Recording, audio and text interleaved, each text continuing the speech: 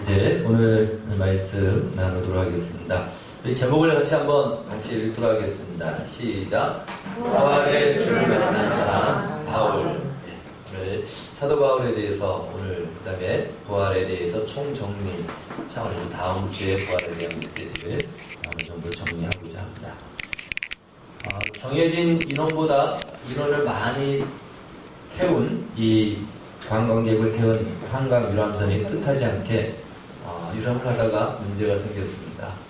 이 배가 작동하지 않고 점점 가라앉기 시작합니다. 다급해진 선장이 이렇게 방송을 합니다.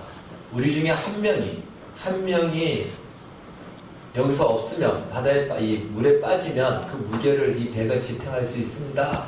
라고 하면서 이제 누군가를 말할 수는 없겠고 아무튼 그렇게 방송을 합니다. 그때 최구람 씨가 갑자기 한강에 뛰어듭니다.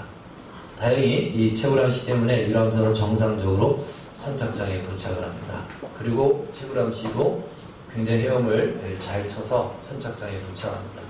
그 유람선 안에는 기자들도 있었고 많은 유명했던 사람들도 많이 있어서 사람들이 박수를 치고 사진을 찍으면서 있습니다.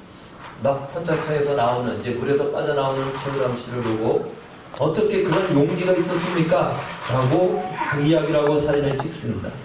그때 물 밖으로 나오던 최구람 씨가 씩씩거리면서 이렇게 이야기합니다. 어느 놈이 나를 밀었어?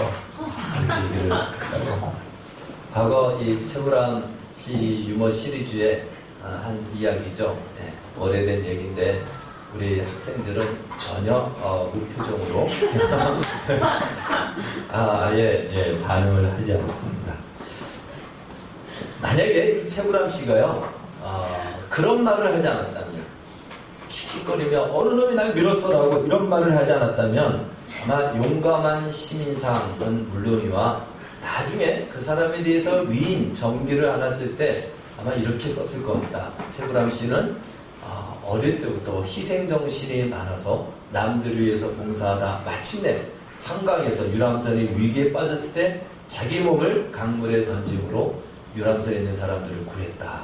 아마 그렇게 위인전 정기는 아마 기록될 것입니다. 우리는요 이 역사 속의 위대한 인물에 대해서 바라볼 때마다 그 인물은 본래부터 뛰어난 인물이지 않나 이렇게 우리는 생각하고 싶어 합니다. 그런 경향이 상당히 많이 있습니다. 그래서 우리 말에도 이런 말이 있죠. 대성 부른 나무는 떡잎부터 알아본다 라는 속담이 있습니다. 근데 이것이 우리 신앙 안에서는요 정말 치명적인 함정이라는 것입니다. 오늘 본문은 우리가 읽은 본문에 나오는 인물이 나오죠. 사도 바울이 나옵니다. 사도 바울은 기독교 2000년 역사의 가장 위대한 인물입니다. 예수님 다음인데 어쩌면 예수님보다도 더 정말 유명한 인물일 수도 있습니다. 그래서 혹자는 기독교는 사도 바울이 만든 종교다라고 할 만큼 기독교에 있어서 사도 바울을 빼놓으면 말할 수 없는 그 비중이 차지하는 비중이 어마어마하게 큽니다. 그는 신약 성경의 절반 이상을 썼고요. 그 다음에 최초로 이방인의 복음을 전했던 공식적인 선교사였습니다. 또 성경의 인물 중에 가장 많은 교회를 세웠고요. 그리고 기독교를 변증하는 것에 있어서 사도 바울만큼 그 서신서를 통해서 변증한 내용이 없습니다. 그만큼 바울이 차지하는 비중은 대단한 것입니다. 기독교를 말할 때 바울을 빼놓고 말할 수가 없죠. 자, 이러한 사도 바울 같은 인물을 이야기할 때 그 바울과 나를 비교하고 우리를 비교하면 우리는 마치 조족지혈 같죠. 바울에 비하면 우리는 정말 보잘것없고 아무것도 아니고 그러다 보니까 바울은 어떻게 그런 위대한 인물이 되었냐, 바울은 원래부터 그런 인물이지 않았느냐, 이러한 생각을 우리가 갖게 된다는 것입니다. 바울뿐만이 아니죠. 예수님의 12제자 그리고 우리나라에서 유명했던 주기철 목사님, 손양원 목사님 이러한 위대한 인물들은 그 인물들에 비해서 우리 자신은 너무나도 보잘것없고 연약하고 정말 감히 명함도 내밀지 못하고 그 옆에 서지도 못합니다. 그래서 이런 마음을 갖죠. 저분들은 처음부터 우리와 다르다. 그래서 저분들은 저렇게 살 수밖에 없고 살 수 있는 그것이 처음부터 다르기 때문에 반대로 우리는 그렇지 않기 때문에 우리는 이렇게 살아도, 내 마음대로 살아도 괜찮다라고 하는, 그러니까 이것은 그 어떤 인물을 위대하게 보는 것은 나쁘지 않은데, 위대하게 영웅으로 대접하고 영웅으로 치하해주면서 나 자신은 그렇지 않은 것에 대한 합리화와 정당성을 갖고, 특별히 우리의 신앙의 의무를 다하지 않고 신앙의 진정과 발전과 성장을 향해 나가지 않고 그냥 그 자리에서 머물러 살아가는 하나의 명분과 근거가 된다는 것입니다. 그 대표적인 것이 바로 오늘 사도 바울이 예수님을 만난 이 장면을 우리는 대표적인 사건으로 두고 있습니다. 이 바울이 예수님을 만나는 장면은 매우 극적인데요. 오늘 본문은 바로 이런 내용입니다. 바울이 예수 믿는 사람들을 잡아서 체포해서 예루살렘으로 끌고 가려고 이제 제사장으로부터 그 명령, 합법적인 그 명령, 그 통지문을 갖고 다메섹이라는 곳으로 가는 중에 거기서 예수님을 만나는 사건입니다. 자, 한낮에 가는데 성경을 이야기합니다. 정오의 빛보다도, 여러분 중동 지방의 그 태양이 얼마나 강렬합니까? 그런데 그 강렬한 빛보다도 더 강렬한 빛이 사도 바울의 일행을 비춥니다. 바울은 그 자리에서 눈이 멀어버립니다. 시력을 잃어버립니다. 이 사건이 얼마나 놀라운 드라마틱한 사건인지 모릅니다. 그 자체가 바울에게는 예수님을 만나 빼도 박도 못하는 소위 요즘 빼박이라고 하죠. 빼박의 증거 아니겠습니까? 눈이 멀어버렸어요. 멀쩡한 사람이 눈이 멀어버렸습니다. 바울이 얘기하죠. 정오의 빛보다도 더 밝은 빛이 비쳐서 눈을 멀어버렸습니다. 뿐만 아니라 예수님의 음성이 들립니다. 사울아 사울아, 바울의 이름을 사울이라고도 하고 바울이라고도 합니다. 사울아 사울아, 내가 어찌하여 나를 핍박하느냐? 바울이 묻죠. 주여 누구십니까? 나는 네가 핍박하는 예수다 라고 얘기합니다. 아주 분명하죠. 예수님이 이 바울의 이름을 2번씩이나 불러주고 지금 바울이 무슨 일을 하고 있는 것에 대해서 예수님이 누구인지를 분명하게 말씀해 줍니다.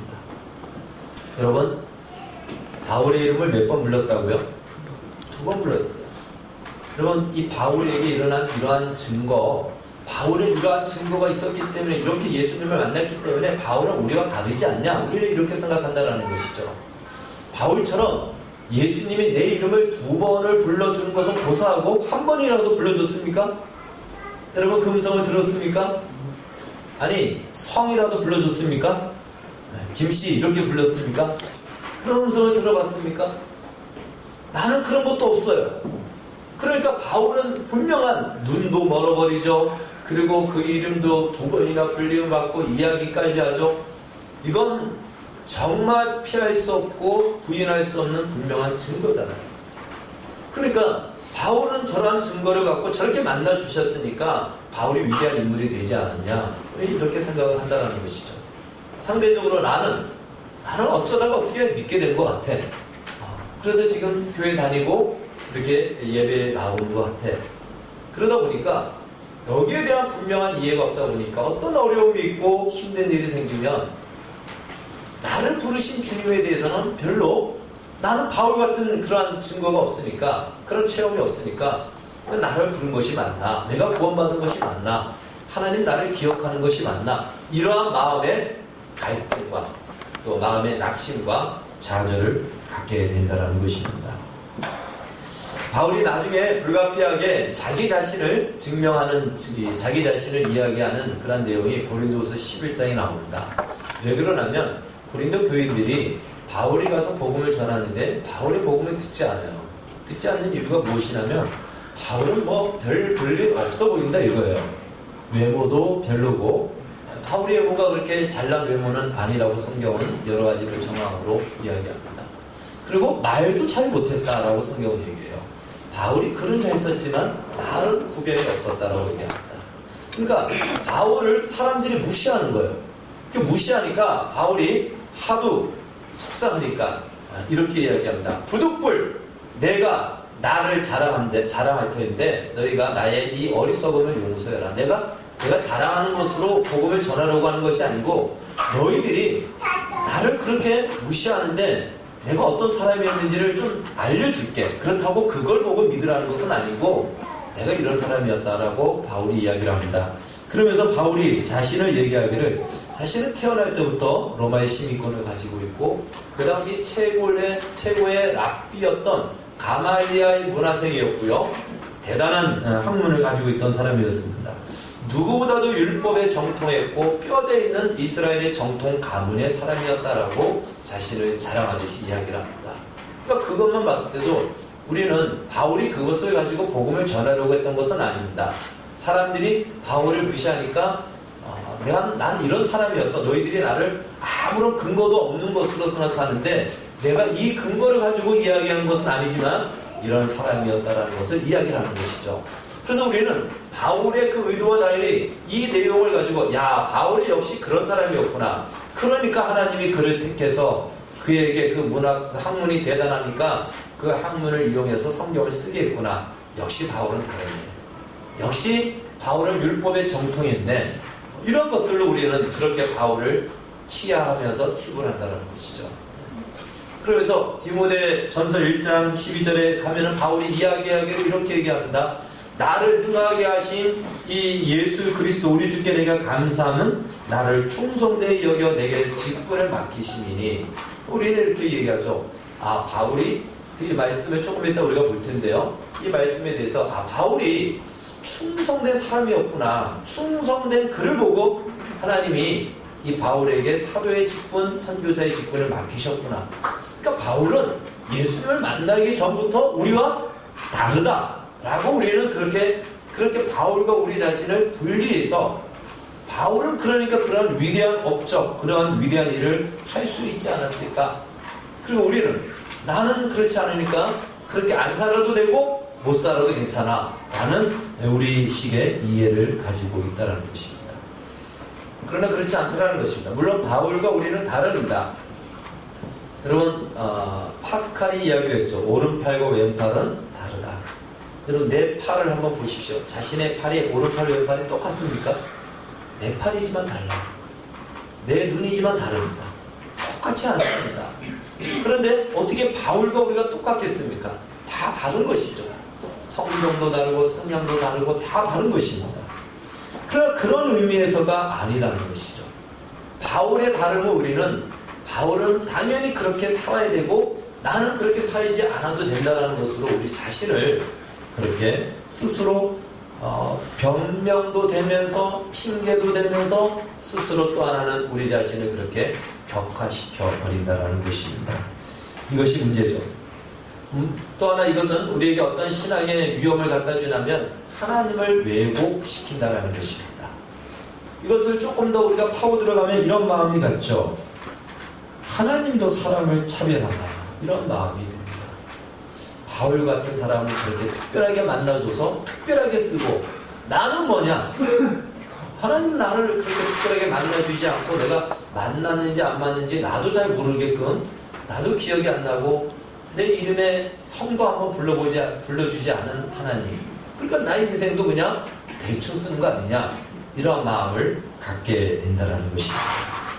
또 하나 우리가 하나님에 대해서 오해할 수 있는 것이 무엇이냐면 역시 하나님도 뭔가 있는 사람을 들어서 쓰는 것이 아닌가. 바울이 그래도 예수님을 만나기 전에 그가 대단한 율법에 정통했던 사람이고 그리고 학문을 아주 뛰어나게 했던 사람이고 뼈대 있는 가문이었고 아주 열심히 충성되게 했던 사람이니까 하나님이 그를 들어서 그의 충성과 그의 열심과 그의 학문을 들어서 쓴 것이 아닌가. 그렇게 얘기하면은 여러분 나는 그럴 만한 조건이 나에게 없다면 나는 위대하게 쓰여지고 하나님에 대해 쓰여질 만한 존재가 되지 못한다라는 스스로 나는 메뚜기 같은 존재다 이렇게 생각하죠. 그러나 이것은 대단히 잘못된 것입니다. 여러분 하나님 성경을 이야기합니다. 하나님의 미련한 것이 사람이 지혜로운 것보다 비교할 수 없을 만큼 하나님의 미련한 것이 지혜롭다라고 얘기합니다. 사람이 아무리 똑똑하고 잘났고 가진 것이 많을지라도 그것이 우리 하나님을 위해서 쓰여질 것이 있을까요? 오늘 제가 기원할 때 읽었던 시편 24편은요 땅과 거기 충만한 것과 온 세상의 모든 것이 다 누구의 것이다? 하나님의 것이라고 했습니다. 사람이 하나님을 도와서 뭔가를 할 만한 그런 존재가 아니라는 것입니다. 그러니까 내가 똑똑하니까, 나에게 어떤 매력이 있으니까, 어떤 조건이 있으니까 하나님이 그래서 우리를 그래서 쓰신다? No, 그건 잘못됐다는 것이죠. 그렇지 않다는 것입니다. 하나님은 돌로도 떡을 만들고, 이렇게 예수님이 말씀하셨죠. 너희들이 잠잠하면 저 돌들이 소리 지를 거라고 찬양할 것이다. 능히 하나님은 그렇게 하실 수 있는 분이 사람의 어떠한 조건을 보고 사람을 선택하느냐? 그렇지 않다는 것입니다. 우리는요, 이러한 이유 때문에 자꾸만 위대한 인물, 위대한 사람은 하나님 앞에 쓰임받는 것을 인정하고 대접하고 또한 대우를 해줍니다. 그걸 오늘날 이렇게 적용하죠. 목사님은 목사님이니까 그렇게 살아야 되고 또 그렇게 될 수밖에 없어. 그러고는 나는 그렇지 않으니까 좀 내 마음대로 살아도 괜찮아. 여러분, 우리의 연약함의 측면에서는 이해할 수 있지만 그것은요, 우리의 신앙의 성장에 있어서는 정말 좋지 않은 것입니다. 목사는 목사의 직분으로 주님이 맡겨주신 것이지, 목사이기 때문에 특별하다? 또 그렇지 않기 때문에 특별하지 않다? 그렇지 않다는 것입니다. 하나님께는 그렇지 않습니다. 이 부분을 우리가 오해하지 말아야 된다는 것이죠. 그래서 이 시간 부활하신 예수님이 바울을 찾아온 이 의미가 무엇인지를 우리가 자세히 좀 살펴보고, 그 주님이 나를 찾아오셨고 바울을 붙잡은 주님이 지금도 나를 붙들고 있음을 발견하는 그러한 시간이 되기를 바라겠습니다. 아멘. 오늘 우리가 사도행전 9장 1절부터 말씀을 읽었는데요, 이 말씀은요 8장에 나온 말씀의 연속선상으로 봐야 됩니다. 이해하는 측면에서 바로 이겁니다. 8장 1절에서 4절을 보면은 빌립이 사마리아라는 지역에 가서 복음을 전합니다. 근데 복음을 전하는데 거기서 굉장한 기적들이 나타납니다. 귀신들이 쫓겨나오고 병들이 낫고 막 그 기적들이 나타나요. 근데 그 기적이 나타나는 이유가 무엇일까요? 그것은 빌립이 복음을 전한 것에 대한 증거로서 기적이 일어난 겁니다. 그러니까 예수 그리스도의 이름이 온 세상의 구원자의 이름이라는 것을 귀신이 쫓겨나가고 질병이 고쳐지는 것으로 확증하고 표적이 된 것이지, 그 표적과 기적이 중요한 것이 아닙니다. 복음이 전해지기 위해서 그것이 필요했던 것입니다. 그런 선상에서 이제 이 사도행전 9장을 우리가 봐야 되는 것입니다. 사도 바울에게 나타나셨던 이 예수님, 이것을 우리는 이렇게 좀 제가 비유로 설명드리겠습니다. 여러분, 이제 아이들이 자라면서 하나씩 가르치다 보면은 숫자도 가르치죠. 이제 한 4살, 5살, 6살 되면 하나, 둘, 셋, 넷 가르칩니다. 그래서 10까지 헤아리면은요, 부모들은 다 내 자녀가 천재인 줄 알아요. 다 이제 헤아리고, 그 다음에 단계가 뭐냐면 이제 덧셈을 가르칩니다. 그래서 시청각 교육을 위해서 사탕을 주고 3개 있다. 그 다음에 또 5개 주면 이게 몇 개일까? 이제 10까지 세니까, 그러면 이제 그것을 8개라고 8이라고 이렇게 이야기할 줄 알고 기대를 하는데, 손가락으로 가르치다 안 되면 이제 막 사탕을 주고 하죠. 그런데 7, 7 이렇게 얘기하죠. 왜 이게 7이냐? 하나는 내가 먹었어. 이렇게 얘기한단 말이에요. 그래서 이게 안 그래도 안 되겠다. 아는지 모르는지. 그래서 조금 충격요법을 쓰죠. 네. 좀 충격요법을 씁니다. 어떻게 하냐면 뺨을 5대 때리고 저쪽 뺨을 3대 때립니다. 그럼 너 몇 대 맞았어? 그러면 8대. 그때서야 제대로 할 겁니다. 그렇죠? 여러분, 말로 해서 안 되면 시청각을 보여주고, 시청각에서 안 되면 자극을 주죠. 사도 바울은 말로 해도 안 되고 시청각도 안 되니까 자극을 준 겁니다. 눈을 아예 멀어버리게 한 겁니다. 여러분, 이것은 바울을 특별하게 만나주신 것이 아니고요, 바울은 해도 안 되니까 하나님이 그냥 뺨을 때려서 숫자를 가르쳐 주듯이 그 눈을 멀게 하고 음성을 들려줘서 예수 그리스도가 부활하셨고 그분이 하나님이심을 그에게 가르친 것입니다.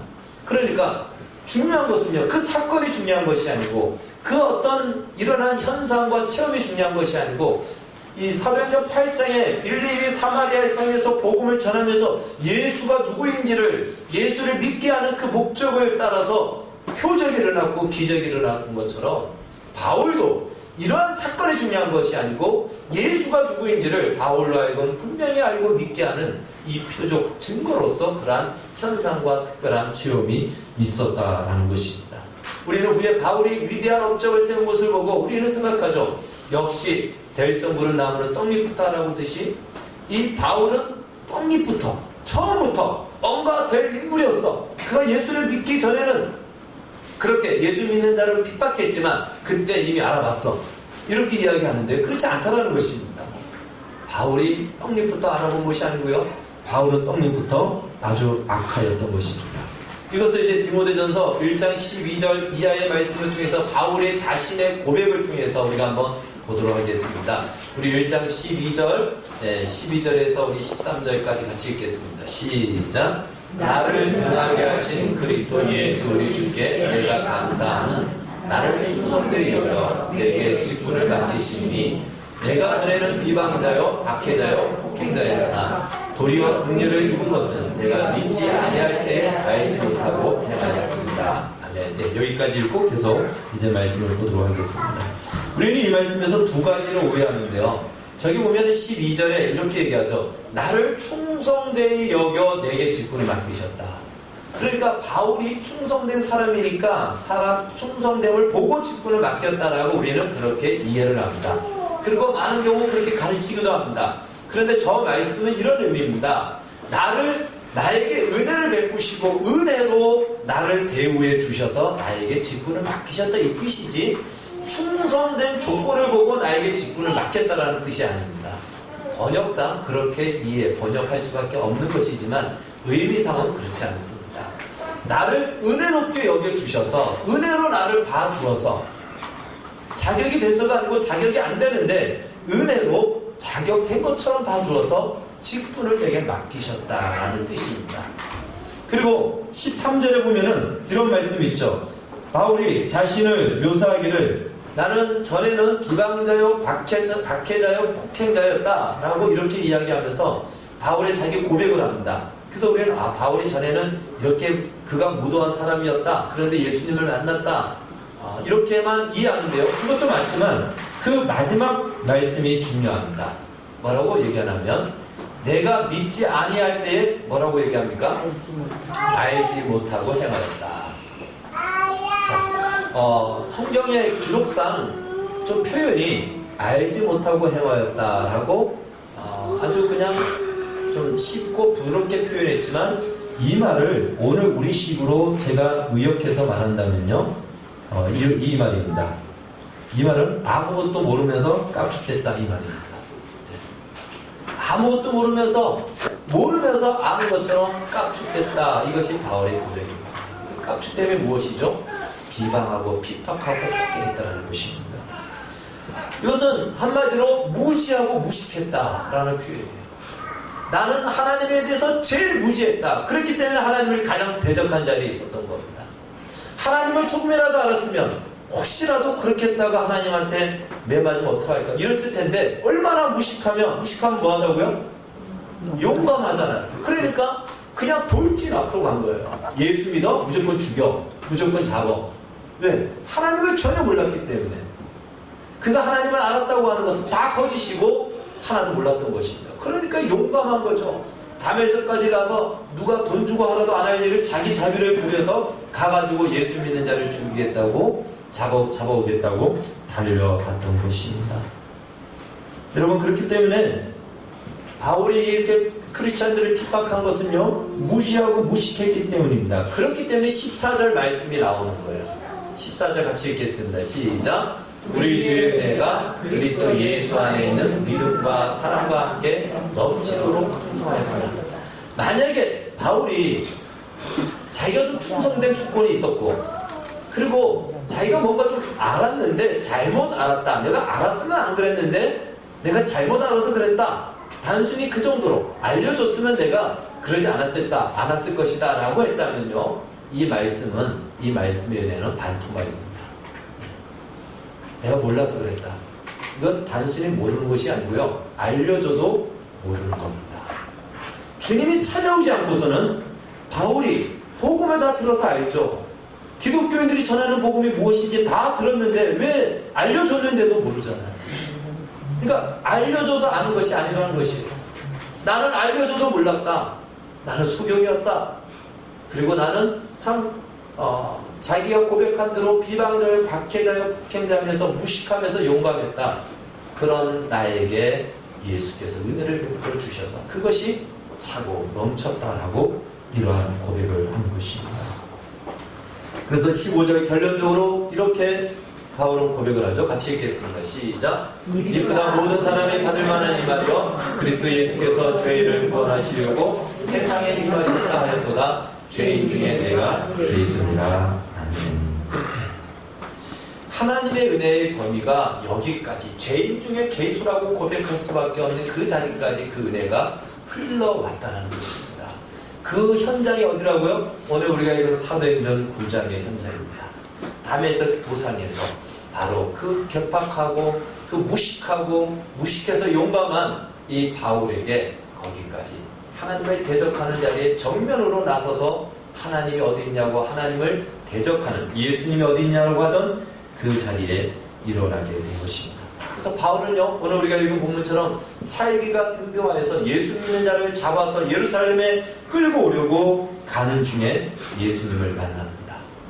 근데 바울이 예수님을 찾아간 것이 아니고요, 예수님이 바울을 막아섰습니다.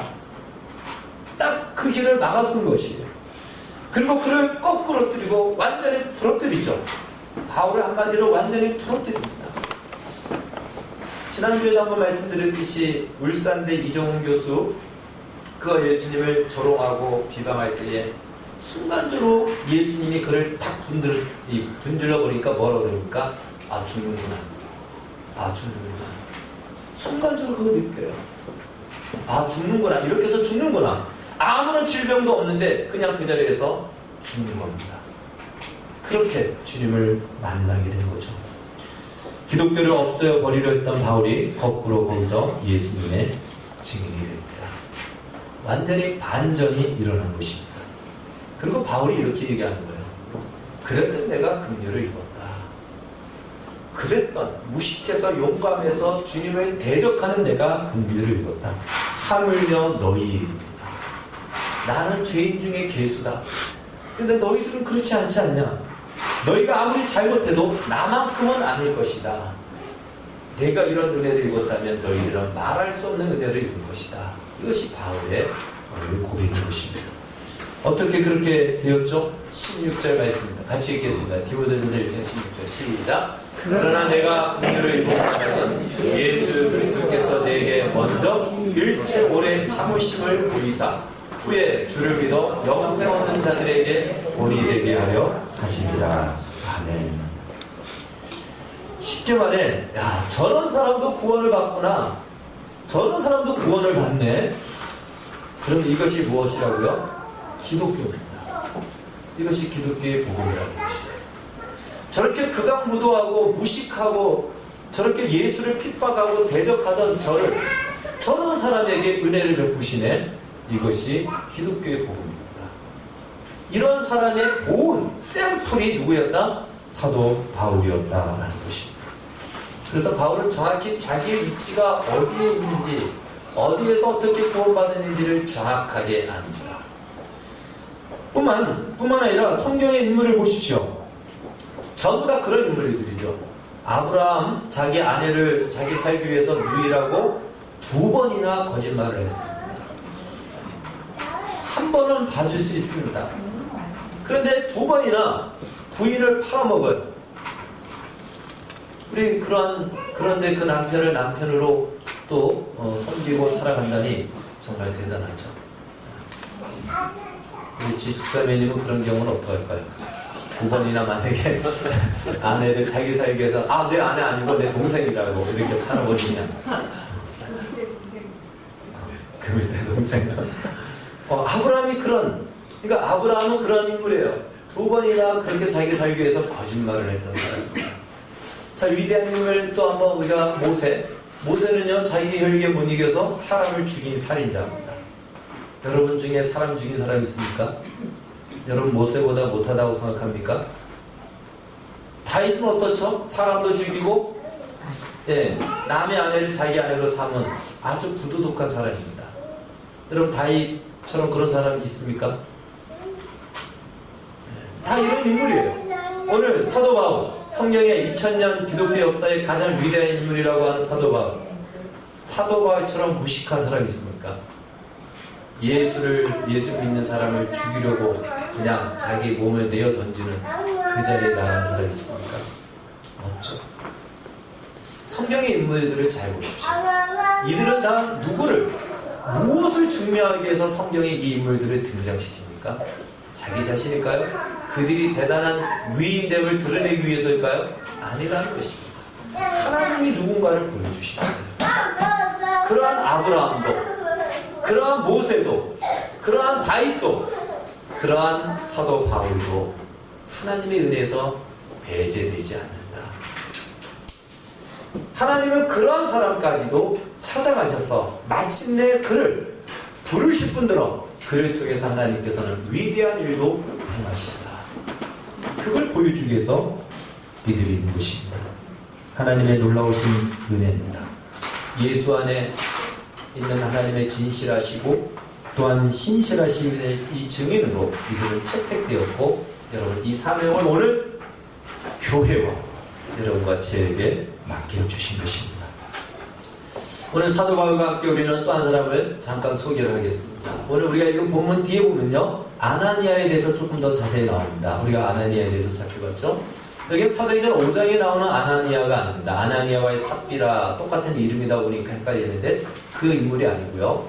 이 사람은 예수를 믿는 크리스찬입니다. 성경은 말하기를 제자라고 이야기합니다. 그 사람은 여기에 한번 딱 나와요. 평범한 제자였습니다. 예수를 믿는 평범한 제자였는데 어느 날 주님이 나타나셔서 말씀하시기를, 아나니아야, 집 가라 하는 곳에 가서 유다의 집에 들어가면 사울이라는 사람이 있을 터인데 그 사람에게 안수하여 그 눈 먼 곳을 눈을 뜨게 하라. 근데 이 아나니아도 예수님을 믿는 제자이기 때문에 잘 알죠. 사울이 얼마나, 이 바울이 얼마나 예수 믿는 사람을 핍박했던 사람인지 잘 알죠. 그래서 주님, 그 사람은 제가 듣기로는 우리 크리스찬들에게 가장 핍박하고 여기도 지금 잡으려고 온 사람인 줄 알고 있습니다. 두렵죠. 그래서 주님 앞에 좀 사양하는 그러한, 거절하는 그러한 질문을 합니다. 그때 예수님이 말씀하시기를, 아니다, 그는 이방인을 위하여 준비된 그릇이다. 그러니까 아나니아가 네 알겠습니다 하고 갑니다. 그리고 정말 그 사울을 만나게 되고 거기서 안수를 하게 되고 비로소 사울이 눈이 멀었죠. 눈이 다시 회복하고 보게 됩니다. 여러분, 그리고는 아나니아는 성경에서 더 이상 등장하지 않습니다. 그럼 아나니아가 못한 사람일까요? 사울이 더 위대한 사람일까요? 그렇지 않습니다. 어떤 사람은요, 이 바울처럼 아까 우리 저기 16절에 나와 있는 것처럼 정말 망나니 같은 사람, 무식해서 용감한 사람, 말도 통하지 않는 사람, 저 사람도 주의 은혜를 입을 수 있구나. 저 사람도 하나님이 붙잡으면 위대하게 쓰임받을 수 있구나. 그러한 본이 되기 위해서 그런 사람 역할을 바울이 맡았다면, 이름 없어요. 그냥 평범해요. 특별한 체험이 없습니다. 그냥 기도하며 예수님의 제자로 살아가는 바로 이 아나니아와 같은 사람을 통해서 하나님이 일하시는 손길, 사울을 불러 바울로 만드는 그 위대한 손길에 그의 손을 사용하신다는 것입니다. 누가 더 위대할까요? 누가 더 못할까요? 그렇게 말할 수 있을까요? 없습니다. 둘 다 누가 일하신다고요? 하나님이 일하시는 거예요. 하나님의 일하심에 어떤 사람은 바울같이 쓰임받고 어떤 사람은 아나니아와 같이 쓰임받는 것입니다. 그렇기 때문에 우리는 바울이라고 해서 위대하다, 처음부터 저 사람은 저랬기 때문에 하나님이 저를 찾아갔다, 아니라는 것입니다. 여러분, 이제 말씀을 정리합니다. 우리도 모르는 사이에 신앙생활에 이러한 마음을 가지고 있습니다. 지성이면 감천이다. 이게 우리 민족 가운데 있는 아주 뿌리 깊은 무속신앙의 근본이 되는 하나의 그 사상이죠. 우리 기독교 신앙에도 많이 들어와 있습니다. 당연히 하나님의 섬김에 있어서 정성을 다해야 됩니다. 마음과 뜻을 다해 하나님을 섬기라고 하셨죠. 정성을 다해야 됩니다. 그런데 우리는 그것으로만 생각하죠. 그래서 내가 치성을 다 바치지 못하면 나는 복을 받지 못한다. 나는 포기해야 돼. 그리고 우리가 얼마나 많이 그렇죠? 내가 정성을 다 바치지 못하니까 역시 하나님 나를 외면하고 나에게 복을 주시지 않아. 나는 인생 끝났어. 왜? 우리 자신을 보니까 정말 정성이라고 할 수 있는, 치성이라고 할 수 있는, 소위 비교한다면 기본적으로 예배에 다 나오는 분들이 제가 봤을 때는 잘 없어요. 새벽에 어려운 가운데 나오시는 분이 있지만, 새벽에 나오지만 또 수요일에도 나오고 금요일에도 나오고. 누구만 나올까요? 목사는 다 나와야 돼요. 어쩔 수 없어요. 왜요? 제가 예배를 인도해야 되니까. 그러니까 저도 나올 수밖에 없는 거예요. 정말 우리가 그렇게 치성을 드리듯이 그렇게 할 수 있는 사람이 없어요. 그러다 보니까 우리는 우리 마음 가운데 그러니까 내가 이 모양이지, 이런 마음을 갖게 된다는 겁니다. 여러분, 물론 우리가 정성을 다해서 하나님을 섬겨야 되는 것은 마땅하지만 우리는 하나님은 그런 분은 아니라는 거예요. 그렇게 생각하지 말라는 것입니다. 그렇지 않습니다. 그러니까 이래도 돼, 이것은 또 아니에요. 이렇게 열어주면 이제 자유롭게 이렇게 하시는데 그게 아닙니다. 하나님은 그렇게 우리가 마치 뭘 바쳐야지 주는 그런 하나님으로 생각하지 말라는 것입니다. 뿐만 아니라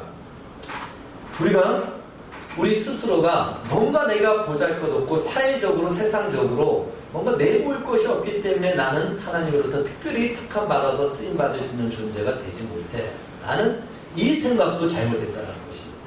그렇지 않다는 것입니다. 여러분, 하나님은 물론 돈을 통해서 일하시지만 돈 많은 사람, 돈 많은 성도와 돈 없는 성도, 돈 많은 성도를 통해서 일을 더 많이 하실까요? 여러분, 그렇지 않습니다. 역할이 다릅니다. 고난과 어려움 속에서 믿음을 지켜가는 성도를 통해서 하나님은 일하십니다. 무엇을 일하시죠? 믿음이라. 돈보다도, 고난보다도 더 크다는 걸 보이시고 일하시는 겁니다. 하나님이 일하시는 거예요. 우리의 조건, 나는 병이 들었기 때문에, 나는 아무것도 없기 때문에 그렇지 않다는 것을, 보잘것없는 나의 모습을 보고 낙심하며 스스로를 귀하게 여기지 못하고 내 인생을 아무렇게나 살아가는 그러한 삶을 살지 말라는 것입니다. 오늘 본문을 통해서 우리는 이것을 알아야 됩니다. 하나님은 유명하지 않지만 기도하는 아나니아를 통해서 위대한 사도 바울을 만들어 가십니다. 이것 또한 하나님의 손길입니다. 또한 이 바울과 같이 무식하고 주를 위한다는 것이 주를 죽여버리는 이러한 일들에 행하는 이 바울을 주의 사자로, 주의 일꾼으로 삼으시는, 또 이것을 통해서 우리의 잘못되고 또 변함이라고 여겨지는 그것까지도 얼마든지 주께서는 그것을 통해서 일하신다는 것을 우리는 볼 수가 있습니다. 한마디로 하나님의 일하심은 우리 인간의 조건에 달려있지 않다는 것입니다. 여러분과 저는 주의 은혜로 구원을 받았습니다. 바울처럼 극적인 그러한 체험은 없지만 바울 안에 계신 예수님이 내 안에 계신 예수님입니다. 앞서 말씀드렸듯이 바울은 뺨을 맞고 예수님을 만났다면 여러분, 그런 뺨 맞고 예수님을 믿은 것이 아니잖아요. 말로 하니까 알아들었어요? 못 알아들었어요? 알아들었잖아요. 그러니까 지금 이 자리에 있잖아요. 네. 인간적으로 비교하면 바울보다 내가 나아요, 못해요? 나은 거예요. 네. 바울이 그 얘기를 한 겁니다. 나같이 못난 사람도 주님 손에 붙들렸다면 여러분들은 나보다 훨씬 낫지 않냐, 얼마든지 주의 손에 붙들리지 않냐, 이 이야기를 하는 것입니다. 더 나은 것이 아니고 내게 주신 은혜가 가장 크다는 것을 기억하시고, 이렇게 우리가 주일날 모여서 기도하고 예배하는 것이 아무것도 아닌 것 같지만 이러한 우리를 통해서 하나님이 우리의 기도를 통하여서 일하시고, 또 우리의 섬김을 통해서 하나님은 자신을 나타내십니다. 그래서 우리의 인생은요, 소중하고 우리의 인생은 기적의 인생이 되고 기적의 손길이 되는 것입니다. 다시 한번 우리 자신을 귀하게 여기시고 나에게 주어진 인생이 아무렇게나 아무렇지도 그것이 아닌 주께서 일하시는 내 삶의 현장임을 기억하셔서 인생과 우리의 삶이 우리 얼마나 소중하고 지극한 존재임을 기억하며 주 앞에 나아가고 주 앞에 내어드리는 복된 인생이 되어지기를 주의 이름으로 축원합니다. 기도하겠습니다. 주님 감사합니다. 사도 바울을 찾아오신 주님, 부활하셔서 바울을 마침내 붙들어 대적하였지만 그를 오히려 주의 일꾼으로 삼으시는 놀라운 반전의 역사를 이루셨듯이 우리의 인생 보잘것없지만 주께서 우리를 붙들어 주의 위대한 역사에 사용되어지는 인생임을 기억하여 그렇게 살아가는 우리 모두가 되게 하여 주시옵소서. 예수님의 이름으로 기도하옵나이다. 아멘.